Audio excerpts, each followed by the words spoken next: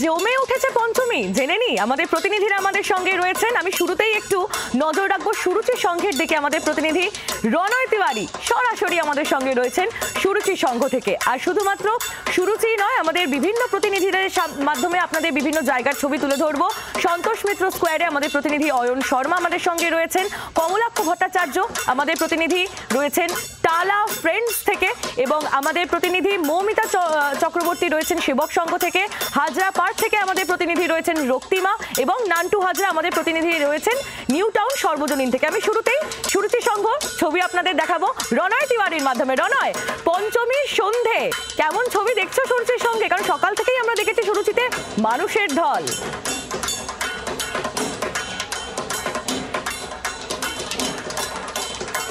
আমার চারপাশের ভিড়টা দেখলেই আন্দাজ করতে পারবে যে সুরুচি সংঘ অর্থাৎ নিউ আলিপুর সুরুচি সংঘ এই মুহূর্তে একেবারে কানায় কানায় পরিপূর্ণ, অর্থাৎ বলা যায় পা রাখার জায়গা নেই। আমি যদি একবার ছবিটা দেখাই, ক্যামেরা পার্সন অমিত দাস যে ছবি দেখাচ্ছে তোমার মাধ্যমে জি24 ঘন্টা সকল দর্শককে সেই ছবি দেখাবো। নিউ আলিপুর সুরুচি সংঘ ৭২তম বর্ষে পদার্পণ করেছে এই পুজো। তাদের থিম এবারে আহুতি। এই আহুতি বলা হচ্ছে কারণ ১৯০২ সালে ব্যারিস্টার প্রমোদনাথ মিত্র এবং সতীশচন্দ্র বসু তাদের নেতৃত্বে অনুশীলন সমিতি তৈরি হয়েছিল। সেই অনুশীলন সমিতিতে যে সমস্ত বিপ্লবীরা ছিলেন, অর্থাৎ বাংলার বুকে এক সশস্ত্র বিপ্লব গড়ে উঠেছিল। তারা দেশ স্বাধীন করার ক্ষেত্রে এক আত্মত্যাগ অর্থাৎ তারা বলিদান দিয়েছিলেন। সেই বলিদান অর্থাৎ সেই থিমের মাধ্যমে কিন্তু সেটা তুলে ধরা হয়েছে নিউ আলিপুর সুরুচি সংঘের এই পুজোয়। এবার তোমাকে একবার যদি ভিড়ের ছবিটা দেখাই, ক্যামেরা পার্সন অমিত দাসকে বলবো একবার ভিড়ের ছবিটা দেখানোর জন্য। বহু দর্শনার্থী এখানে আসছেন। কোথা থেকে আসছে? যাদবপুর থেকে। যাদবপুর। এখন কি আরো অনেক ঠাকুর দেখা বাকি আছে? অনেক বাকি আছে এখন।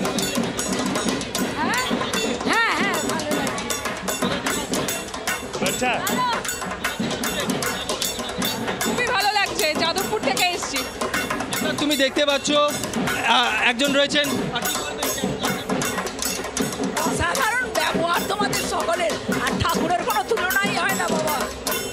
ভালো লাগলো, খুব ভালো। একেবারেই বোঝাই যাচ্ছে প্রচুর মানুষ, তারা দূর দূরান্ত থেকে এসেছেন, এবং সুরুচির যে ছবিটা আমরা সকালে দেখেছিলাম সেই ছবি কিন্তু এখন দেখে বোঝা যাচ্ছে যে এই মুহূর্তে সন্ধেবেলায় সুরুচি সংঘ আরো জমে উঠেছে। তুমি আমাদের সঙ্গে থাকো রণয়। এবার একটু কমলাক্ষর কাছে যাই। কমলাক্ষ ভট্টাচার্য আমাদের প্রতিনিধি রয়েছেন টালা ফ্রেন্ডস অ্যাসোসিয়েশন থেকে। কমলাক্ষ, কি ছবি?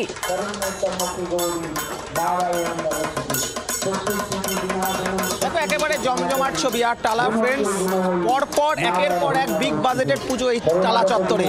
আমি রয়েছি টালা ফ্রেন্ডস অ্যাসোসিয়েশনে 18 বছরের পুজো এবং অভিনব মণ্ডপ। তার কারণ শতবর্ষে সলিল চৌধুরী সেই লক্ষ্যকে সামনে রেখে এবার কিন্তু স্পেশাল ট্রিবিউট এবার কিন্তু দেওয়া হচ্ছে টালা ফ্রেন্ডসকে। এবং তুমি দেখতে পাচ্ছ যে লাল পাড় শাড়ি পরে মহিলারা তৈরি রয়েছেন, এবং সলিল চৌধুরীর কালজয়ী সৃষ্টিগুলি সমস্ত কিছু শোভা পাচ্ছে মণ্ডপের বাইরে আমরা রয়েছি। এবং একের পর এক এই মুহূর্তে কিন্তু টালা ফ্রেন্ডস অ্যাসোসিয়েশনের উদ্বোধন অনুষ্ঠান চলছে, এবং প্রচুর ভিড়, প্রচুর মানুষ এই মুহূর্তে টালা ফ্রেন্ডসে। অতীন ঘোষ রয়েছেন আমার সঙ্গে। অতীন দা, প্রচুর এই মুহূর্তে ব্যস্ততা, আমরাও ব্যস্ত, আপনারাও ব্যস্ত। পরের পর উদ্বোধন করছেন, এই যে সলিল চৌধুরীকে যে ট্রিবিউট দেওয়া, কি বলবেন? সলিল চৌধুরী বাংলা তথা ভারতবর্ষের সঙ্গীত জগতে একটি অনন্য চরিত্র, এবং সুরসৃষ্টির ক্ষেত্রে পাশ্চাত্য সঙ্গীতকে ভারতীয় সঙ্গীতের মধ্যে যুক্ত করে, ভারতীয় যে আমাদের রাগ সঙ্গীত তাকে যুক্ত করে একটি সুন্দর সুর সৃষ্টি করেছেন, যে সুর আমাদেরকে মাতিয়ে তুলেছিল। এবং আজও তার কালজয়ী গান এখনও পুজো মণ্ডপে বাজছে। তাই তার শতবর্ষে, এই মহান শিল্পীর শতবর্ষে টালা ফ্রেন্ডস অ্যাসোসিয়েশন এটিকে যুক্ত করার জন্য আমি মনে করি যথার্থ ট্রিবিউট বা শ্রদ্ধা তার প্রতি জানানো হচ্ছে।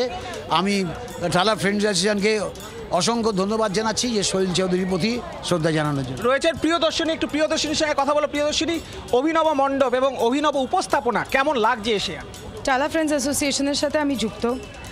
আমি তাদের ক্লাবের সাথে যুক্ত এবং প্রতি বছর খুব সীমিত বাজেটে খুব সীমিত জায়গায় এত সুন্দর পুজো করে টালা ফ্রেন্ডস অ্যাসোসিয়েশনের প্রত্যেকটা সদস্যা তারা একদম একান্নবর্তী পরিবারের মতন এবং প্রতি বছর দুর্গোৎসবের মঞ্চ তো শুধু আধ্যাত্মিক ধার্মিক মঞ্চ না, সমাজকে একটি বার্তা দেওয়ার মঞ্চ।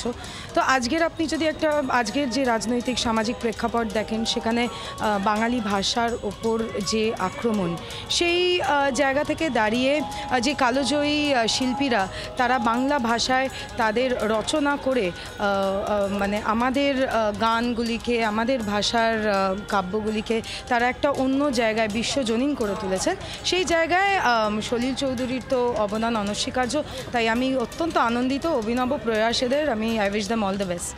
উদ্বোধন তো হয়ে গেল, এরপর তো জায়গা দিতে পারবেন না। একেবারে কমলাক্ষ বোঝাই যাচ্ছে যে উদ্বোধন এই মুহূর্তে টালা ফ্রেন্ডস অ্যাসোসিয়েশনে চলছে এবং তার মধ্যেই মণ্ডপ দেখার ভিড়, সেই ভিড় চোখে পড়ছে। তুমি আমাদের সঙ্গে থাকো। এবার একটু সন্তোষ মিত্র স্কোয়ারের দিকে নজর রাখি। অয়ন শর্মা আমাদের প্রতিনিধি সরাসরি রয়েছেন সেখান থেকে। অয়ন, উদ্বোধন থেকে শুরু হয়েছে সন্তোষ মিত্র স্কোয়ার নিয়ে একাধিক অভিযোগ, পাল্টা অভিযোগ, কিন্তু তার মধ্যেও মানুষের ঠাকুর দেখার কিন্তু কোনো উৎসাহের ভাটা নেই। সন্তোষ মিত্র স্কোয়ারের এই মুহূর্তে ছবিটা তোমার কাছ থেকে জানতে চাইবো।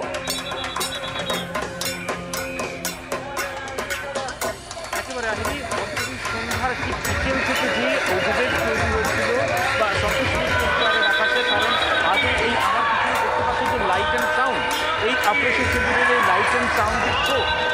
অয়ন, তোমার কথা ঠিক স্পষ্ট হচ্ছে না, একটু যদি স্থান পরিবর্তন করে কথা বলা সম্ভব হয়। একেবারে দেখো, ইতিমধ্যে দেখতে পাচ্ছ যে লাইট অ্যান্ড সাউন্ড যে শো, এই লাইট অ্যান্ড সাউন্ড শো নিয়ে একটা উদ্বেগ তৈরি হয়েছিল। আদৌ এই লাইট অ্যান্ড সাউন্ড শো আজকের একেবারে সন্ধ্যা থেকে দেখা যাবে কিনা, পঞ্চমীর সন্ধ্যায় দর্শনার্থীরা উপলব্ধি করতে পারবেন কিনা, কিন্তু সেই আশঙ্কার কালো মেঘ কেটেছে। সেই ছবি বলে দিচ্ছে, দেখতে পাচ্ছ পঞ্চমীর সন্ধ্যায় একেবারে দর্শনার্থীদের যেভাবে কাতারে কাতারে ভিড়, এতটুকু পা ফেলার জায়গা নেই।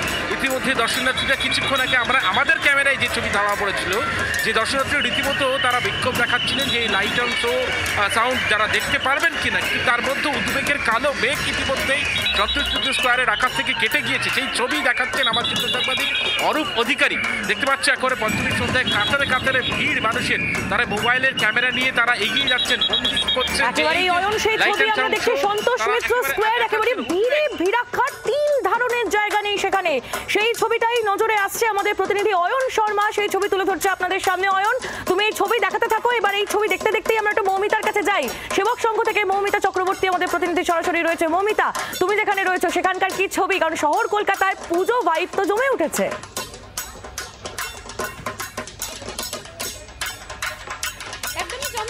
পুজো মানে শারদোৎসব মানে আন্তরিকতা এবং প্রাণীর ছোঁয়া, যেখানে আভিজাত্য রয়েছে, যেখানে বাঙালি ঐতিহ্যর মেলবন্ধন রয়েছে। আর সেই কারণেই বোধহয় সেবক সংঘের এবার পুজোর যে থিম, তাতে সাবেকীয়না একেবারে ফুটে উঠেছে। আমার সহকর্মী যে ছবি তুলে ধরছে, দেখতে পাচ্ছ যে একেবারে সাদা ডাকের সাজের চেনা পরিচিত মাতৃ প্রতিকৃতি কিন্তু এই মুহূর্তে রয়েছে এবং তার সঙ্গে সাজুজ্য মেনে পুরনো বাড়ির আদলে কলিবর্গার যে ডিজাইন, সেই ডিজাইন করা হয়েছে এই মণ্ডপে, যেখানে পুরনো গ্রাম বাংলা, পুরনো বাংলা সংস্কৃতি তা তুলে ধরা হয়েছে।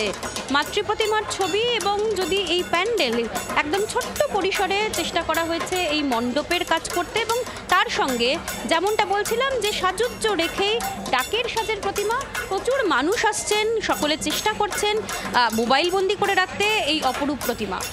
একেবারেই মৌমিতা, কারণ যতই থিমের পুজো হোক না কেন, সাবেকি পুজোর যে আবেগ তা কিন্তু শহরবাসী বলো বা বলা ভালো বঙ্গভাষী, তারা কিন্তু সেটাকে এড়িয়ে যেতে পারে না এবং এড়িয়ে যেতে চায় না। মৌমিতার মাধ্যমে অপরূপ সাবেকি মূর্তি আমরা দেখলাম। মৌমিতা, তুমি আমাদের সঙ্গে থাকো, ছবি দেখাতে থাকো।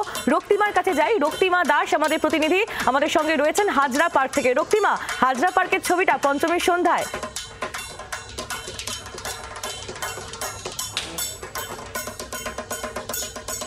হাজরা পার্কের ছবি দেখাই এবং এইখানে যে পুজো, তার দেখো বিশেষত্ব হলো আমরা দেখেছি ক্লাবের একটা সমষ্টি থাকে, বিভিন্ন জায়গার সমষ্টি মিলেই কিন্তু সেখানে পুজো হয়।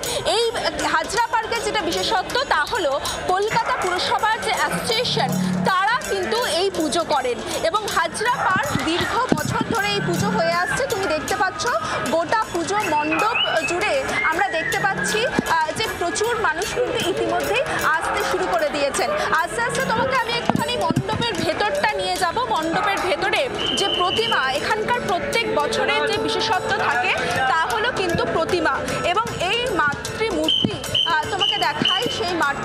দেখতে ইতিমধ্যেই কিন্তু দূর দূরান্ত থেকে লোকজন আসছেন।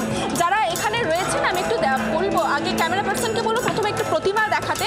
প্রতিমা দেখানোর পর এখানে যারা রয়েছেন তাদের সঙ্গে একটুখানি কথা বলার চেষ্টা করব। কোথা থেকে আসছেন আপনারা? বাটানগর বজবজ। আজকে কি প্ল্যান রয়েছে পুজোর? হ্যাঁ, আপাতত এইগুলো দেখছি, দেখে এবার আরও যাব, মিলন সংঘ আরও আছে, ওগুলো দেখবো। একেবারেই রক্তিমা, অপূর্ব সুন্দর মাতৃমূর্তি তোমার মাধ্যমে আমরা দর্শন করলাম এবং আমাদের মাধ্যমে দর্শন করছে জি24 ঘন্টার অসংখ্য দর্শক, এবং আমরা দেখছি যে সেখানে প্রচুর মানুষ দূর দূরান্ত থেকে এসেছেন। তুমি এই ছবি দেখাতে থাকো রক্তিমা।